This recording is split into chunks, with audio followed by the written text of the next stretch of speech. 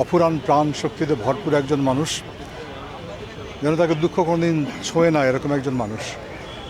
সেটা বারবারই মনে হচ্ছিল, আমার বারবার মনে হচ্ছিল ওকে বলি যে আপনার এই অভিনয়টা হয়নি, কেননা এই অভিনয় নিয়ে আমাদের মনে অনেক খুনসুটি হতো। আমি তার অভিনয়ের অনেক সমালোচনা করতাম, উনি আমাকে করতেন, আমরা এটা নিয়ে হাসাহাসি করতাম।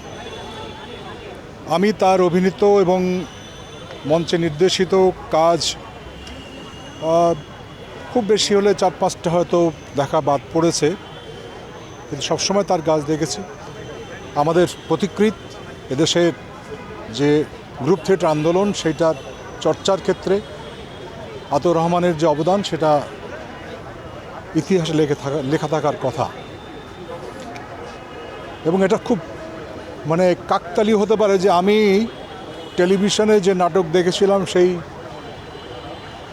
67-68 দিকে, সেখানে আমি আতর রহমানকে দেখেছিলাম ইডিবাস নাটকের কস্টিউম পরে অভিনয় করছেন। জিয়া হায়দার এবং আতর রহমান দুজনে নাগরিক নাট্য সম্প্রদায় সৃষ্টি করেন। এটা আমার স্মৃতিতে উজ্জ্বল হয়ে আছে।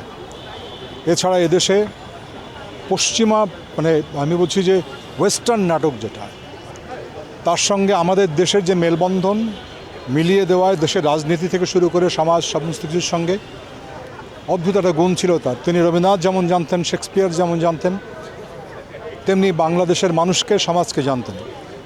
কোনোদিন তাকে দেখিনি যে কোনো কারণে রিহার্সালে বা নাটকে কোনো কারণে দেরি করে আসতে।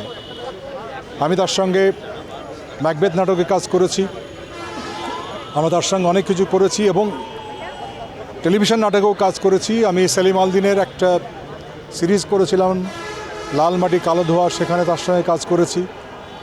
আমরা একটা সিরিজ নাটক করতাম, সেখানে তিনি অভিনয় করেছিলেন। এগুলো খুব স্মৃতি। তার অভিনয় অনেক সমালোচনা করতাম, কিন্তু অসাধারণ মানুষ ছিলেন, যার মধ্যে কোনো রকম রাগঢাক ছিল না, যার মধ্যে কোনো কুপমণ্ডকতা ছিল না, কোনো রকম ভণ্ডামি ছিল না। এরকম একটি লোক শেষ বয়সে খুব একা হয়ে গিয়েছিলেন গত 2 বছর ধরে। তার কষ্ট ছিল। আমার নিজেকেও অপরাধী লাগছে যে আমি শেষের দিকগুলো তার কাছে থাকতে পারিনি। অবশ্য একদিক দিয়ে ভালো হয়েছে, তার যে উজ্জ্বল স্মৃতি আমার মনের মধ্যে আছে, সেইটা নিয়ে আমি বাকি দিনগুলো পার করতে চাই। যেখানে থাকবেন আতা ভাই, আপনি খুব ভালো থাকবেন। আমরা আপনাকে মনে রাখবো, আপনি যে পথ দেখিয়েছেন সেটা মনে রাখবেন।